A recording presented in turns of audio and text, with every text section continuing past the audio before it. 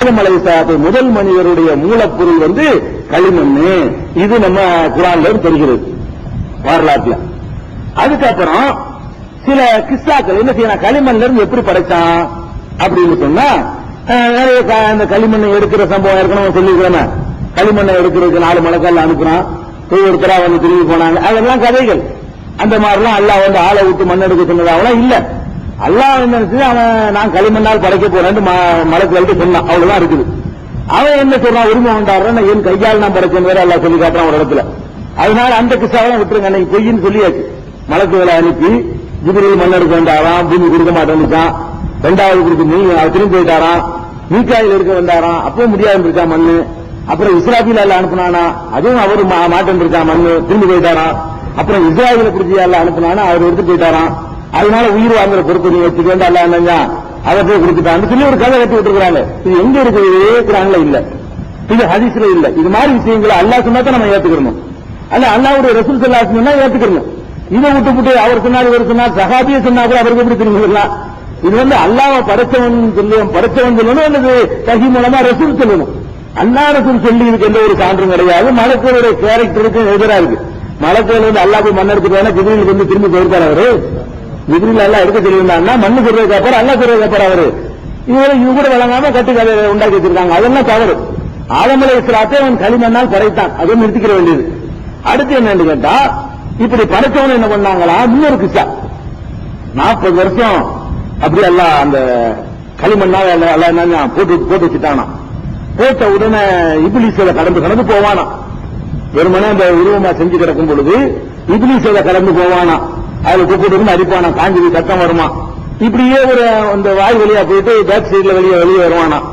இப்படிலாம் கதை பாத்துக்கிட்டு இருந்த மாதிரி இதெல்லாம் இது உனக்கு யார் சொன்னா இதெல்லாம், இது மாதிரி சம்பவங்களை எல்லாம் எடுத்து எழுதிவிட்டு ஒரு இப்னு கசீர் அவர்கள் எல்லாம் சொல்றாங்க, இதெல்லாம் முன்னாடி இஸ்ராயிலியாத் இதெல்லாம் அந்த முந்தைய வேதக்காரர்கள் இருக்காங்க இல்லையா, இஸ்ராயிலியாத் அவங்களுடைய செய்திகள் கட்டுக்கதைகள்.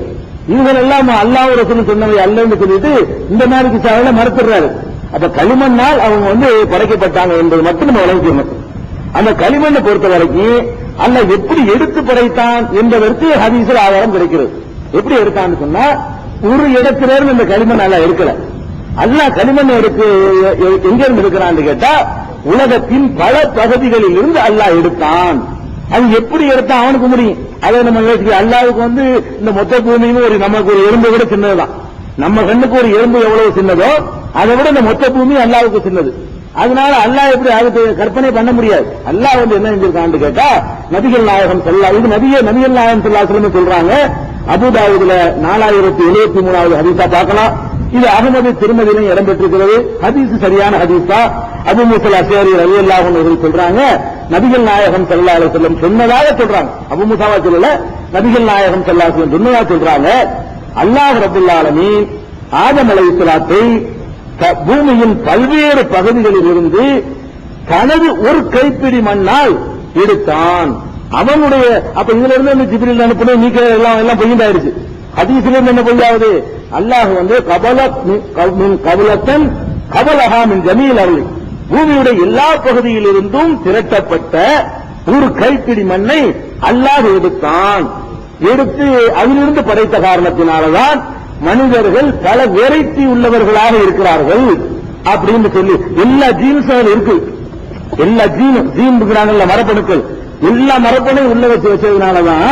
இல்லைன்னா பாருங்க, இப்ப பாருங்க ஆப்பிரிக்காக்காரனுக்கு பிறக்கிறார்கள் ஆப்பிரிக்கா அது ஒரு தனி மூஞ்சியா இருக்கு. அதுங்களா ஆப்பிரிக்காவுக்கு தனி மூஞ்சா இருக்குது.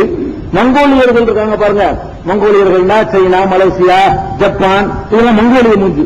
அது பூரா ஒரு மாதிரி சப்பை எனக்கு ஒரே மாதிரி அச்சில வார்த்தை மாதிரி அது ஒரு டைப்பா வரும். இந்தியாவுக்குன்னு அது ஒரு தனியான மூஞ்சி இருக்கிறது. ஐரோப்பியர்களுக்குன்னு ஒரு தனியான முகம் இருக்கிறது. இப்படித்தான் விட்டுருக்கு, மாற்றங்கள் வர்றதில்லை. அப்ப ஆதம் அலைஹிஸ்ஸலாத்து வந்தாலும் ஒரே மாதிரி டைப்ல வரணும். பல வெரைட்டியா சொல்லி கேட்டா அங்க அவத்தை மட்டும்தான் எல்லா சீனாவில் இருக்குது. அவத்தை மட்டும் என்ன இருக்குது, எல்லா சீனையும் எல்லாம் கலந்து வச்சுட்டான். ஆப்பிரிக்காவில் கொஞ்சம், மங்கோலியர்ல கொஞ்சம், எல்லா மண்ணையும் சேர்த்து கொஞ்சம் எடுத்து உள்ள வச்சதுனால பலவித வெரைட்டி கொண்டவர்களாக அந்த முதல் மனிதர்ல சயின்ஸ் இருக்கிறது. அதாவது முதல் மனிதத்தை இவ்வளவு ஜீன்களும் மரபணுக்களும் இருந்தால்தான் இப்படியான வெரைட்டிகளை வர முடியும். இவர் இருக்காருன்னு சொன்னா, இவர் மாதிரி ஒரு ஆளு இவருடைய பரம்பரையில ஒரு 10 தலைமுறைக்கு முன்னாடியோ இப்ப அப்பா மாதிரி ஒருத்தர் இருக்க மாட்டாரு, உமா மாதிரி இருக்க மாட்டாரு, தாத்தா மாதிரி இருக்க மாட்டாரு, பாட்டி மாதிரி இருக்க மாட்டாரு. அதுக்காக ஒரு பிள்ளைங்க நீங்க முடியாது. ஒரு 15 தலைமுறைக்கு முன்னாடி இந்த மாதிரி வாழ் இருந்துட்டாரு. அந்த மரபு அப்படி கொஞ்சம் கொஞ்சமா இடம் மாறிக்கிட்டே வந்து டக்குன்னு இந்த மாதிரி வந்துடுறது. அதனால சில குழந்தைகள் வந்து தாய் மாதிரி தந்தை மாதிரி குடும்பத்தில் யார் மாதிரி இருக்க மாட்டாங்க நமக்கு தெரிஞ்சு. ஆனா குடும்பத்தில் யாராவது முன்னாடி இருந்திருப்பாரு நமக்கு தெரியாம. நமக்கு முன்னாடி 10 வயதுக்கு முன்னாடி நமக்கு தெரியாத செய்ய ஒரு ஆள் இதே மாதிரி இருந்திருப்பாரு. அந்த மாதிரி எல்லாம் நடக்கிறதெல்லாம் என்ன மரபணுக்கள் மனிதனுடைய உடலுக்குள்ள ஒளிந்து கொண்டிருக்கிறது. அந்த மரபணுக்கள் இவரை பொறுத்த வரைக்கும் ஆதம் அலைஹிஸ்ஸலாத்தை பொறுத்த வரைக்கும் உலகத்தின் பல பகுதியில இருந்த காரணத்தினாலதான் ஜா மின்ஹுமுல் அஹ்மரு வல் அபியது வல் அஸ்வது. அதனால அவர்களிலிருந்து சிவப்பானவர்கள் வருகிறார்கள், வெண்மையானவர்கள் வருகிறார்கள், கருப்பானவர்கள் வருகிறார்கள், கவலையா உள்ளவர்கள் வருகிறார்கள், கெட்டவர்கள் வறண்ட காஞ்ச பூமியிலிருந்து எடுத்தவன் உண்டானா இது என்ன காஞ்சி போயிருக்க காஞ்சி போனது கொஞ்சம் மென்மையான பூமியிலிருந்து எடுத்திருந்தா ஆளு கொஞ்சம் மென்மையா இருப்பான். இப்படி இந்த மாதிரி எல்லா வரைக்கும் கலர் மட்டும் இல்ல பல விஷயங்கள் எல்லா வகையும் சேரணுங்கிறதுக்காக வேண்டி மண்ணுடைய எல்லா அம்சங்களையும் வைத்து அல்லாஹ் என்ன செய்யறான் அந்த மனிதரை படைத்தான் என்ற செய்தி வந்து அபூதாவுது அஹ்மது திர்மதி ஆகிய நூல்கள்ல காணப்படுகிறது. அப்ப மனிதர் வந்து களிமண்ணால் படைக்கப்பட்டதுக்கு ஆதாரம் இருக்கிறது. அந்த களிமண் உலகின் பல பாகங்களில் இருந்து எடுக்கப்பட்டது என்பதற்கு ஆதாரம் இருக்கிறது. அந்த களிமண்ணை அல்லாது தனது கைப்பிடியில் நேரடியாக எடுத்தான் என்பதற்கும் ஆதாரம் இருக்கிறது. அதை விளங்கிடும். அப்ப களிமண் எடுத்தான்ல இந்த எவ்வளவு எடுத்திருப்பான்? ஒரு 50 நபிகள் நாயகம் ஸல்லல்லாஹு அலைஹி வஸல்லம் சொன்னதாக அறிவிக்கிறாங்க. என்ன அறிவிக்கிறாங்கன்னா ஹலகல்லாஹு ஆதம், ஆதமை அல்லாஹ் படைத்தான். தூளு சித்துண விரான், அவருடைய உயரம் வந்து 60 முழம். முழம்னா மனுஷன் முழத்தில் 60 முழம் படைத்துவிட்டு சும்மா கால இறைவன் சொன்னான் இதுஹப் செல் செல்லும் அலா உலாய்க்கு மினல் மலாய்க்கா, அந்த வானவர்களுக்கு நீ சலாம் கூறு அப்படின்னு அல்லாஹ் சொன்னான். அவர்கள் உனக்கு என்ன பதில் சொல்கிறார்கள் என்பதை செவிமடுத்து கேள். அதுதான் தஹியத்துக்கோ தஹியத்து உரியத்துக்கு, அதுதான் உனக்கும் உன்னுடைய வழித்தோன்றலுக்கும் சொல்ல வேண்டிய முகமன் வாழ்க்கை அப்படிதான் நீ அமைத்துக் கொள்ளணும் அப்படின்னு கால அஸ்ஸலாமு அலைக்கும் அப்படின்றாரு மலக்குக்கு போய் மலக்குகளுக்கு காலு அஸ்ஸலாமு அலைக்கும் ரஹ்மத்துல்லாஹி, ரஹ்மத்துல்லாஹி என்பதை அதிகப்படுத்தி அவர்கள் சொன்னார்கள் அப்படின்னு சொல்லி வந்துட்டு ஃபலம் யஸலில் ஹல்கு யன்குசு ஹத்தல் ஆன், மனிதர்கள் இன்று வரை கொஞ்சம் கொஞ்சமாக குறைந்து கொண்டே வருகிறார்கள். கொஞ்சம் கொஞ்சமா நினைட்டாங்க குறைந்து கொண்டே வருகிறார்கள் அப்படிங்கிறது இதுல பார்க்கிறோம். அப்ப முதல் மனிதருடைய 60 முழம் உயரம் தான் சொல்லப்பட்டிருக்கு. உயரத்துக்கு ஏற்ற மாதிரி தான் அகலமும் இருக்கும். அது சொல்லப்படல உங்களுக்கு. உயரத்துக்கு ஏற்ற மாதிரி 60 முழம் ஒரு பணம் மரம் தான் நின்றா அவர் நிக்க முடியாது. நல்லா பேலன்ஸோடு நடக்கிற மாதிரி தான் மனிதன் நல்லா படைச்சிருக்கணும்.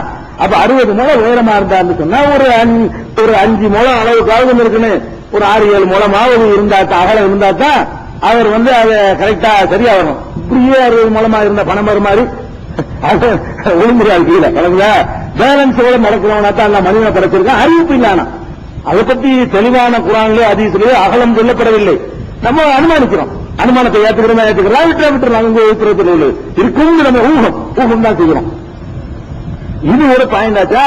அப்ப 60 புறம் கொண்டவராக உலகத்தின் பல பாகங்களில் இருந்தும் அல்லாஹ் ரப்பல் ஆலமீன் தனது கைப்பிடியால் மண் எடுத்து அவரை படைத்தான்.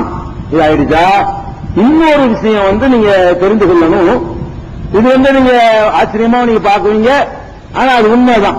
ஆச்சரியப்பட்டாலும் சரி, உங்களுக்கு சொல்லப்படாத செய்தியா இருந்தாலும் சரி, உங்களுக்கு இப்படி ஒரு மாதிரியா நீங்க முடிச்சாலும் சரி, ஹதீஸ்ல உள்ளதாதான். என்ன விஷயம்? ஆதம் அலைஹிஸ்ஸலாத்தை வந்து அல்லாஹ் படைச்சான்ல, அதை பற்றி நபிகள் நாயகம் ஸல்லல்லாஹு அலைஹி வஸல்லம் சொல்லும் பொழுது ஹலகல்லாஹு ஆதம அலா சூரத்திஹி, ஆதமை தனது வடிவத்தில் அல்லாஹ் படைத்தான் அப்படின்னு சஹீஹுல் புகாரியில ஒரு ஹதீஸ் இருக்குது. தனது வடிவத்தில் இருக்குல்ல, அந்த ஹதீஸுக்கு என்ன விளக்கம் சில பேர் சொல்லுவாங்க என்று கேட்டா, ஆதமை அவர் வடிவத்தில் ஹீதான வருது அலா சூரத்திஹி, அவருக்கே உள்ள வடிவத்தில் படைத்தான். அவன் வடிவத்தில் இப்படி படைக்குவான், அவன் வடிவம் என்ன நமக்கு தெரியாது அப்படிங்கிற மாதிரியான ஒரு வியாக்கியானம் சஹீஹுல் புகாரியில உள்ள ஹதீஸுக்கு சில பேர் கொடுப்பாங்க. அதனால அந்த ஹதீஸை விட்டுருவோம். சஹீஹ் முஸ்லிம்ல அப்படி வியாக்கியானம் கொடுக்க முடியாம இருக்குது.